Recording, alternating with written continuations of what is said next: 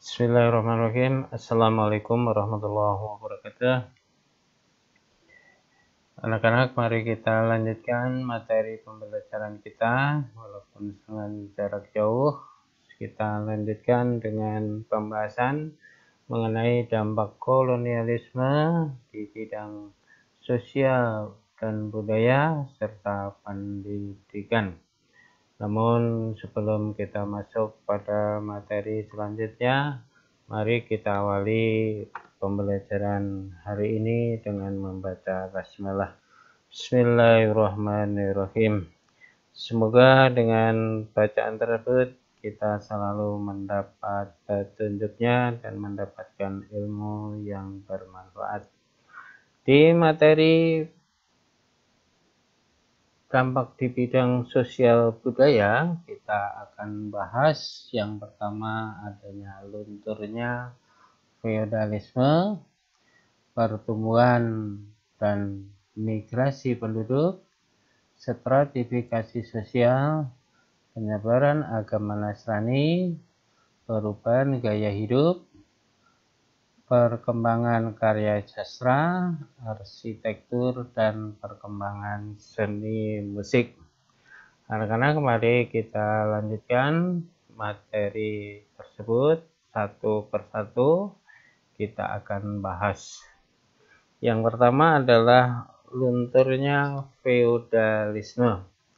Yang kita tahu bahwasanya dengan adanya sistem feodalisme ini ditandai dengan adanya tanah-tanah luas yang dikuasai oleh para bangsawan atau tuan tanah. Sedangkan rakyat biasa berperan sebagai budak. Para budak tersebut bekerja menggarap tanah-tanah milik para bangsawan. Secara bertahap, penguasa kolonial berhasil menggeser hak-hak istimewa para penguasa pribumi. Para penguasa pribumi ditempatkan sebagai pegawai-pegawai kolonial. Kemudian di sisi lain, dampak dari bidang sosial adanya pertumbuhan dan migrasi penduduk, di mana pada abad yang ke-19 pertumbuhan penduduk di Hindia Belanda mengalami peningkatan. Kondisi tersebut mendorong pemerintah kolonial Belanda menerapkan program migrasi penduduk khususnya di Pulau Jawa. Kalian perlu tahu bahwasanya adanya migrasi penduduk ini adalah perpindahan penduduk dari satu pulau ke pulau lainnya. Dilihat pada saat itu adalah adanya penduduk di Pulau Jawa yang semakin meningkat. Pemerintah kolonial Belanda berusaha memperlancar program migrasi dengan membujuk petani-petani miskin di pedesaan di Jawa untuk bekerja di perkebunan-perkebunan di Sumatera Timur. Kemudian dengan adanya dampak yang berikutnya adalah stratifikasi sosial. Salah satu dampak dari kolonialisme dan imperialisme bangsa-bangsa Eropa adalah adanya pembagian status sosial yang diatur menurut hukum ketatanegaraan, di mana dibagi ada golongan atas, ini adalah orang-orang Eropa, kemudian golongan timur asing, ini adalah orang-orang Arab, Tionghoa, dan India. Kemudian golongan pribumi, yaitu penduduk asli Indonesia. Inilah pembagian masyarakat stratifikasi sosial pada masa kolonial yang perlu kalian pahami. Yang saya tekankan ada golongan Eropa, ada golongan timur, dan ada golongan pribumi. Di mana golongan Eropa adalah orang-orang Eropa, golongan timur adalah orang-orang Arab, Tionghoa, India, sedangkan penduduk Indonesia dimasukkan dalam penduduk asli. Kemudian yang berikutnya, dampak dari bidang sosial lainnya adalah adanya penyebaran agama Nasrani, di mana agama Nasrani ini dilakukan oleh bangsa Indonesia bangsa Eropa dengan semboyannya adalah gospel. Saat mencapai Kepulauan Maluku, bangsa Portugis dan Spanyol juga membawa misi penyebaran agama Katolik. Sementara itu, agama Kristen mulai dikenal masyarakat Indonesia seiring masuknya berbagai organisasi penyiaran agama Kristen atau yang disebut sending.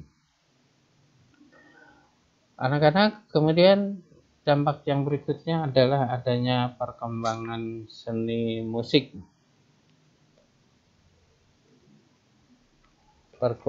Perkembangan seni musik ini dilakukan seiring dengan kedatangan bangsa Eropa yang menyebabkan seni musik di Hindia Belanda semakin berkembang. Contohnya adalah pengenalan akan beberapa alat musik seperti biola, piano, cello, gitar, bass, flute, saksofon, dan horn atau trompet. Dalam perkembangannya terjadi perpaduan musik barat dan musik tradisional Indonesia dalam bentuk musik keroncong. Di bidang kesenian ini perlu kita ketahui bahwasanya dengan adanya karya seni yang paling mencolok dari hasil penjajahan kolonial Belanda adalah arsitektur bangunan-bangunan. Bangunan-bangunan ini juga meliputi bangunan rumah tinggal, gedung-gedung pemerintahan, perkantoran, benteng, monumen, dan bangunan keagamaan. Bangunan tersebut dibuat oleh arsitek Belanda yang bekerja pada arsitek yang terkenal, yaitu ada Biro Arsitek Holswijk and Verman de Vredenheid. Hasil karya biro tersebut adalah kantor pusat Javers Bank di Jakarta dan rumah Presiden Direktur Javers Bank yang kini menjadi Istana Wakil Presiden. Selain dari seni arsitek, ada juga seni musik, di mana para pedagang memperkenalkan berbagai alat musik yang telah kita bahas tadi. Dan di musik yang dibawa masuk berkembang di Indonesia adalah keroncong. Musik keroncong berasal dari Portugis yang pada abad ke-16 disebut fado, pernah populer di lingkungan perkotaan Inggris. Ini adalah dampak perkembangan seni musik. Kemudian di bidang arsitektur, tadi sudah saya katakan, adanya perkembangan gaya arsitektur yang disebut Indis, di mana Indis merupakan perpaduan antara arsitektur Eropa dan arsitektur lokal. Kemudian di bidang seni sastra,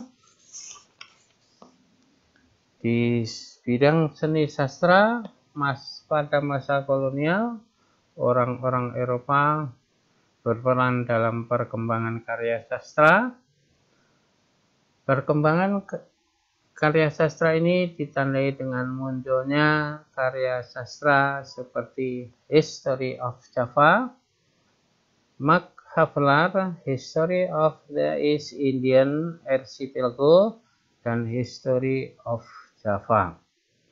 Dan History of Sumatra. Ini adalah contoh-contoh dari hasil karya sastra.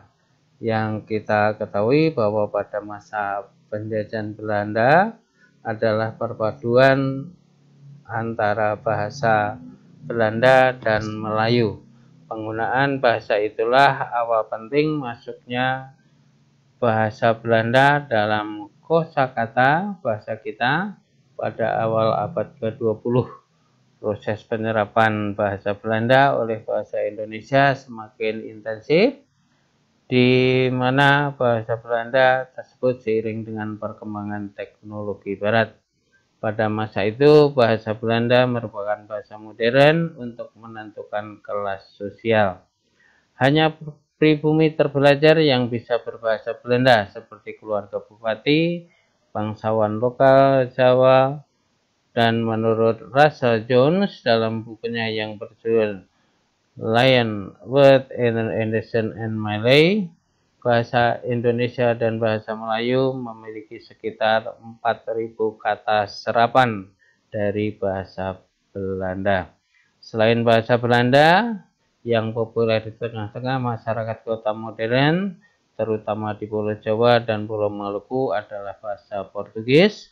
Oleh karena itu, tidak mengherankan bila banyak kosakata bahasa Portugis yang diserap ke bahasa Indonesia, seperti biola, meja, dan figura.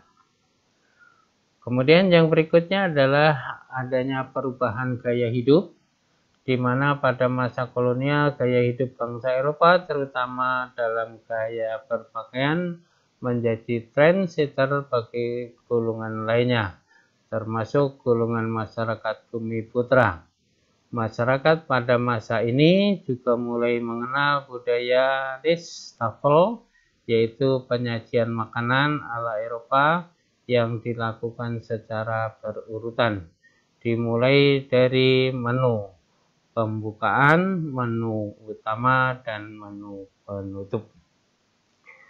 Kemudian yang berikutnya adalah di bidang pendidikan, yang mana perkembangan pendidikan pada masa kolonial tidak terlepas dari kebijakan politik etis yang mulai berlaku pada awal abad ke-20. Pada masa ini muncul sekolah-sekolah yang didirikan oleh pemerintah kolonial dan sekolah-sekolah yang didirikan oleh kaum intelektual pribumi, di mana adanya tujuan pendidikan bagi orang Indonesia sebelum politik etis ada sekedar untuk menyediakan tenaga ahli yang murah untuk mengerjakan administrasi kolonial. Kebutuhan tenaga terdidik dimaksudkan untuk mengantisipasi meluasnya wilayah kekuasaan Belanda. Setelah diberlakukan politik etis, perhatian pada pendidikan semakin luas. Dalam politik etis memberikan pengaruh positif bagi perkembangan pendidikan di Indonesia.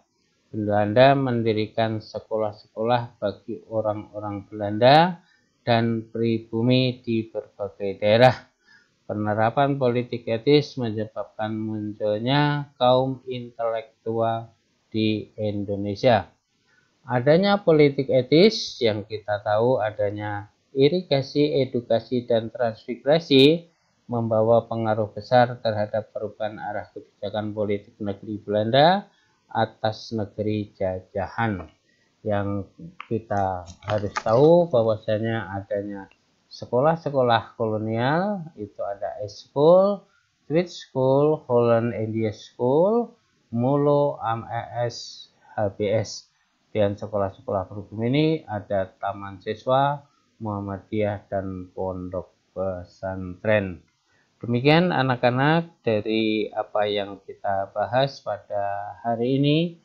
Semoga bermanfaat dan menambah wawasan dan pengetahuan kita. Untuk lebih lengkapnya silahkan kalian baca di LKS halaman 50, dampak di bidang sosial, budaya, dan pendidikan, sampai dengan halaman 52.